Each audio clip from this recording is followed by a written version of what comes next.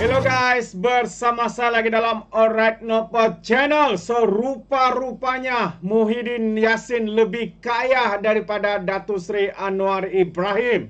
So, kalau sebelum ini ada pemimpin lebay pas mengatakan Datuk Seri Anwar Ibrahim antara yang terkaya di dunia dengan anggaran pendapatan ataupun aset Datuk Seri Anwar sebanyak 11.4 juta ringgit. Tetapi sebenarnya sahabat semua, 11 juta ini kecil dibandingkan dengan aset harta yang ada, yang Muhyiddin Yassin ada, yaitu dikatakan dianggarkan sebanyak 15 juta ringgit. Jadi siapa sebenarnya yang kaya, Datuk Seri ataupun Muhyiddin Yassin, sahabat-sahabat semua? Kita tidak tahu harta-harta yang tersembunyi lagi. Dan kenapa saya katakan perkara ini? Kerana Muhyiddin mahu memohon untuk menangguhkan bayaran saman fitnah yang beliau kalah dan diarahkan oleh mahkamah untuk membayar sebanyak 1.4 juta ringgit kepada Lim Guang Eng. Dan hari ini Lim Guang Eng menyatakan kenyataan beliau dan mahu membantah permohonan Muhyiddin untuk menangguhkan membayar saman fitnah sebanyak 1.4 juta ringgit. Sebenarnya 1.4 ni macam air liur sajalah, sebab Muhyiddin ni lebih kaya daripada Perdana Menteri kita hari ini, Datuk Seri Anwar Ibrahim. Dan kes Datuk Seri sebenarnya di bawah 800, mungkin di bawah 800 ke 700 ribu sahaja. Jadi bekas, kalau kita lihat kenyataan media ini, bekas Menteri Kewangan Lim Guang Eng membantah permohonan Muhyiddin Yassin untuk menangguhkan pembayaran sebanyak 1.402 juta kepadanya dalam satu kes saman fitnah. Ahli Parlimen Bagan itu berkata, jumlah penghakiman yang besar bukan keadaan khas untuk memohon penangguhan kerana Muhyiddin merupakan individu yang kaya dan memiliki banyak aset serta mampu membayarnya. Ini terbukti melalui pengisytiharan harta yang dibuat kepada Suruhanjaya Pencegahan Rasuah Malaysia.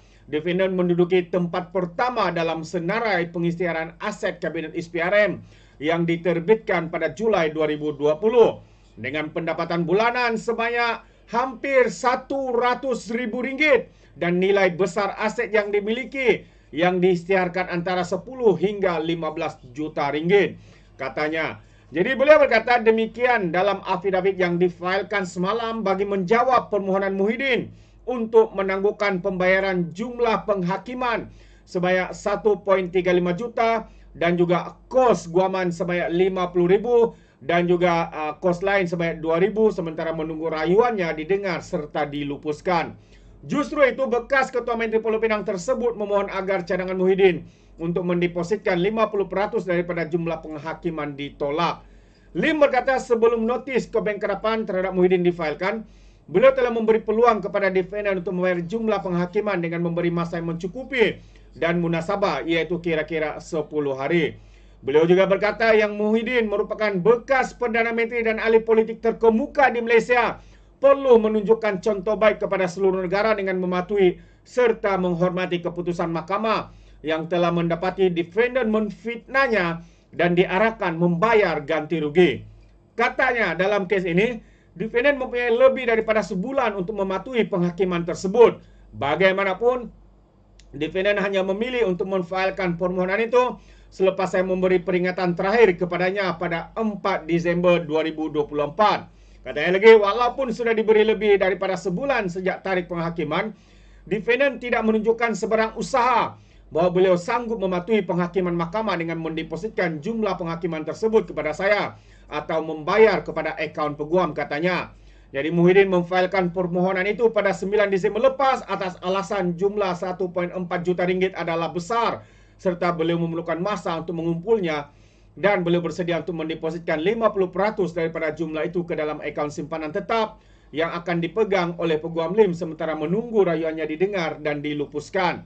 Lim telah memfailkan notis kebangkrapan terhadap Muhyiddin pada hari yang sama, memohon defendant membayar 1.402 juta seperti dituntut dalam penghakiman penghakiman Mahkamah Tinggi dalam tempoh hari selepas penyampaian notis tersebut. Permohonan Muhyiddin untuk menangguhkan bayaran itu akan didengar pada 16 Disember ini di hadapan Hakim Ros Mawar Nur Zain. Pada 8 November lepas juga, Mahkamah Tinggi memerintahkan Muhyiddin membayar 1.35 juta sebagai ganti rugi kepada Lim kerana menfitnah bekas Menteri Kewangan itu berhubung isu pembatalan pengecualian cukai kepada Yayasan Al-Bukhari. Mac 2023, Lim memfailkan saman terhadap Muhyiddin yang didakwa melakukan 3 kenyataan berunsur fitnah di Facebook membabitkan isu pengecualian cukai pada 9, 11 dan 12 Mac.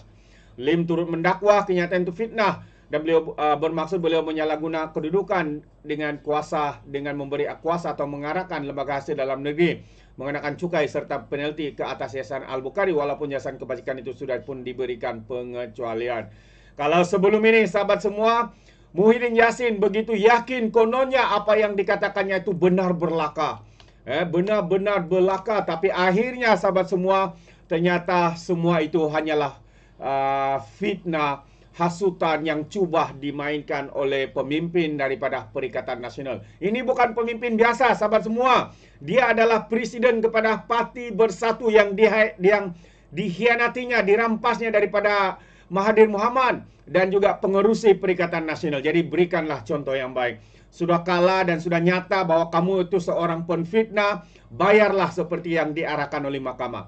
Kasihanilah mereka yang telah difitnah. Bayarlah mereka yang telah difitnah. Dan yang menfitnah, sedarlah bahwa kamu itu adalah kaki fitnah. Sudah belajar menfitnah daripada lebay-lebay PAS. Pemimpin-pemimpin PAS, sahabat-sahabat semua. Jadi itu antara perkembangan berkaitan dengan saman fitnah Muhyiddin ini. Dan terkait pula dengan parti PAS. Yang mana kita lihat hari ini antara kenyataan ataupun ulasan daripada penganalisis politik menyatakan bahwa PAS sekarang ini cuba untuk tunjukkan kepada Parti Bersatu siapa abang besar dalam Perikatan Nasional. Mungkin karena itulah juga sahabat semua, beberapa pimpinan seperti Menteri Besar Terengganu melepaskan jawatan, meletak jawatan sebagai bendahari Perikatan Nasional kerana cuba untuk memboikot ataupun menunjukkan siapa yang berkuasa. Mungkinkah itu yang berlaku sahabat semua? Dan dikabarkan juga ada juga mungkin seorang lagi akan meletak jawatan ya daripada Perikatan Nasional ini yang asalnya daripada Parti PAS. Jadi kalau kita lihat, pemerhati politik menyifatkan PAS sedang menunjukkan siapa abang besar sebenarnya dalam Perikatan Nasional apabila naib presidennya Ahmad Samsuri Mokhtar meletak jawatan selaku Bendahari Agung Perikatan Nasional. Bagi penganalisis politik dari Universiti Malaya, Awang Azman Awang Pawi, perletakan jawatan itu katanya merupakan tanda protes PAS terhadap kepimpinan Perikatan Nasional. Katanya, PAS perlu diberikan jawatan strategi dalam Perikatan Nasional selaku parti yang mempunyai kursi paling banyak dalam gabungan itu. Tambah lagi, PAS perlu jawatan strategi sesuai dengan kedudukan mereka sebagai parti yang besar. Agian kursi macam tak cerminkan sumbangan besar PAS kepada Perikatan Nasional. Isu peletakan jawatan Samsuri merupakan tekanan kepada kepimpinan PN untuk mengiktiraf sumbangan PAS. Terdapat keperluan untuk berbincang semula agian jawatan dalam PN dan ini juga strategi dalam PAS untuk menunjukkan ketegasan. Tambah lagi, pilihan raya dalam masa 2-3 tahun lagi, oleh itu penting untuk PAS tunjuk bahawa mereka tak ikut telunjuk bersatu. Situasi ini akan melemahkan PN dan bagi saya kata pengulas politik ini, perlu ada rundingan semula yang realistik. PAS berasa mereka abang besar yang sebenarnya dalam Perikatan Nasional, katanya kepada Malaysia Kini. Jelasnya lagi, peletakan jawatan Ahmad Samsuri sebagai Bendahari Agung jelas menterjemahkan rasa tidak puas hati terhadap dominasi bersatu dalam Perikatan Nasional. 11 November lalu, Ahmad Samsuri mengumumkan peletakan jawatan Bendahari Agung Perikatan Nasional. Dan Harakat Delhi, lidah rasmi PAS, melaporkan pengumuman itu dibuat melalui satu kenyataan ringkas kepada barisan kepimpinan PAS Pusat. Dan seorang lagi pemerhati politik Universiti Teknologi Malaysia, Azmi Hassan, berkata, tindakan Ahmad Samsuri meletak jawatan dalam PN adalah isyarat jelas protes terhadap kepimpinan bersatu dalam Perikatan Nasional. Tidak sah lagi katanya, ia satu protes terhadap bersatu yang dilihat sewenang-wenangnya membuat keputusan dalam PN tanpa berbicara dengan PAS sebagai sekutu mereka. Pelantikan Azmin Ali sebagai Setiausaha Agung PN, saya tidak pasti melalui perbincangan. Saya pasti kalau berbincang PAS akan ada protes dalam hal ini. Dahlah calon Perdana Menteri dari Bersatu dan Ketua Pemegang juga dari Bersatu soalnya. Jawatan Bendahari Agung jawatan kecil dalam PN, jadi tak ruginya PAS membuat protes secara tersirat hari ini, katanya kepada Malaysia Kini.